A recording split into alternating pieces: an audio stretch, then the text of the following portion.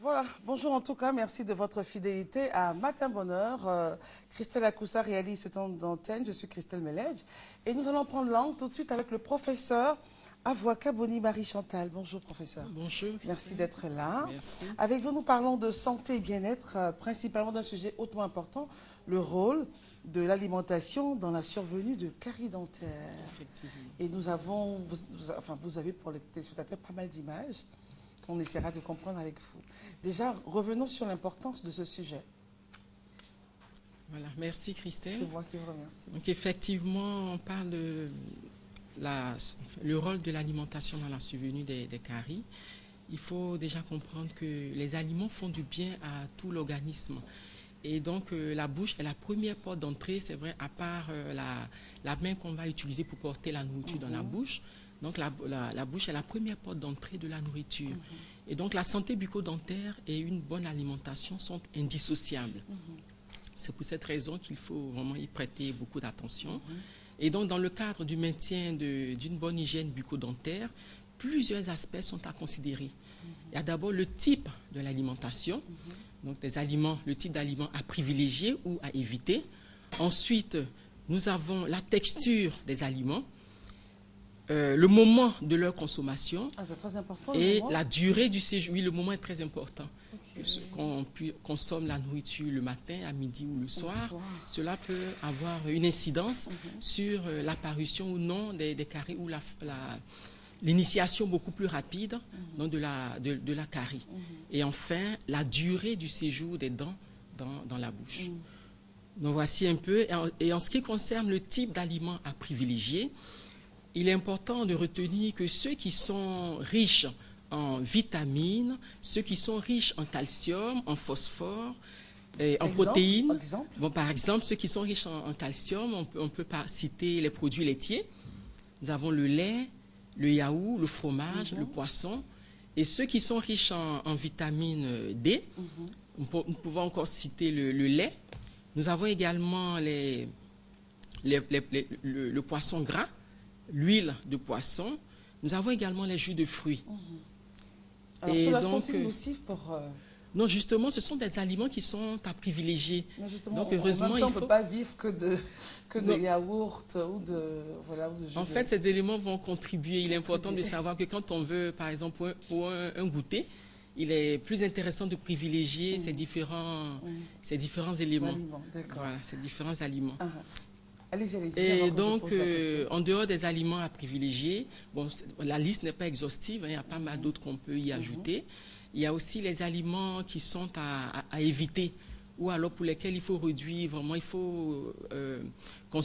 faut consommer avec beaucoup de modération.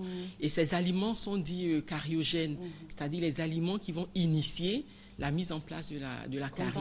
Donc, parmi ceux-là, nous pouvons citer les aliments qui sont à base de sucre ajouté, tels que les pâtisseries, les confiseries, le chocolat, les glaces. Les enfants aiment bien la barbe à papa, qui est c'est uniquement à base de sucre et de colorant. Et donc, voici un peu ces différents éléments qu'on peut citer. Le toffee, la loco. On aime bien consommer la loco. Et donc, la loco, le toffee, pour ceux qui ne sont pas de Côte d'Ivoire, comment pourrait-on... mieux le décrire, en fait, c'est cette pâte-là.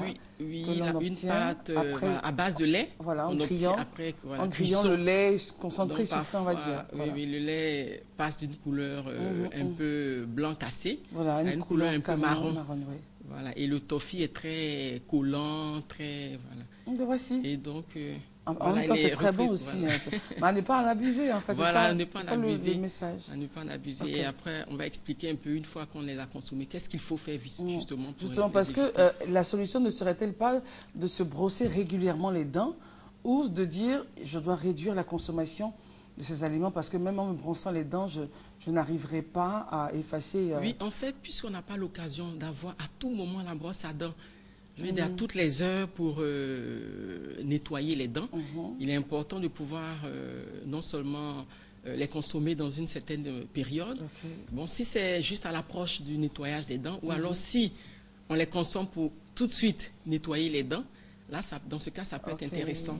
Là, une fois qu'on les a consommés, on nettoie la bouche tout de suite, les dents, et bon, on évite justement que les aliments puissent séjourner longtemps, Alors au donc, contact des dents. se nettoyer les dents, se laver les dents, normalement c'est 3 fois par jour, après avoir mangé.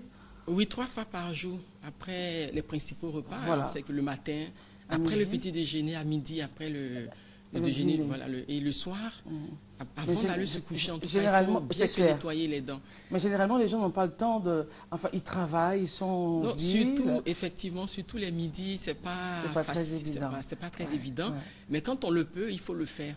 Mais surtout, le premier, celui du matin et celui du soir ne sont pas à c'est négliger. clair. Surtout Alors- celui du soir.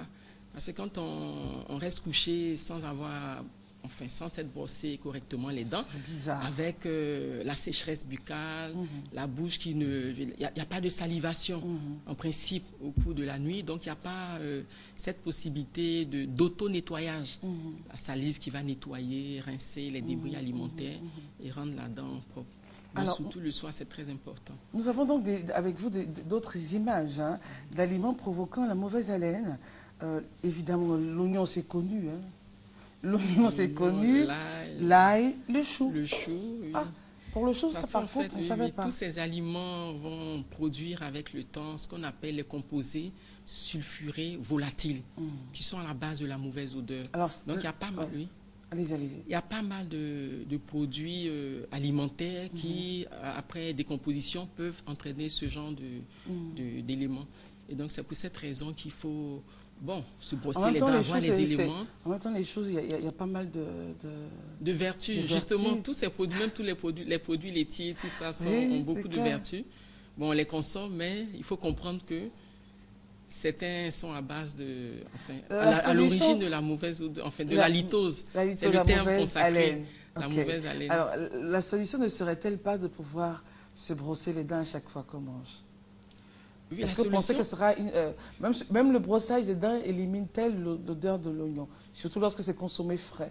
Enfin, non, au moins le brossage va réduire. Mais on sentira que vous avez mangé de l'oignon. Et certaines fois, ce qu'on peut faire, c'est d'avoir ce qu'on appelle les dépanneurs d'haleine. C'est-à-dire certains produits mentholés, et ça réduit des pastilles. Vraiment? Oui, effectivement. Dans l'immédiat, en tout cas, ça réduit. Avant un rendez-vous d'affaires ou de demande d'embauche, on passe une petite pastille qui... Oui, effectivement, voilà. En même temps, qui aurait l'idée d'aller manger de l'oignon cru avant un rendez-vous? Non, il a un souci, ce monsieur. Alors, les aliments, donc, enfin, certains éléments qui permettent d'avoir une mauvaise haleine également, le thé ou le persil? Non, le thé et le persil vont au contraire améliorer. Le thé et le persil, surtout le thé à la menthe ou le thé vert, vont permettre de réduire, éliminer justement tout ce qu'on appelle les composés sulfurés, volatiles. Voilà. Il y a plusieurs types de persil, mais c'est ce modèle qu'on a pu... Donc, celui-là favorise la bonne? Oui, améliore la laine. Améliore la laine. Élimine la litose ou réduit la litose.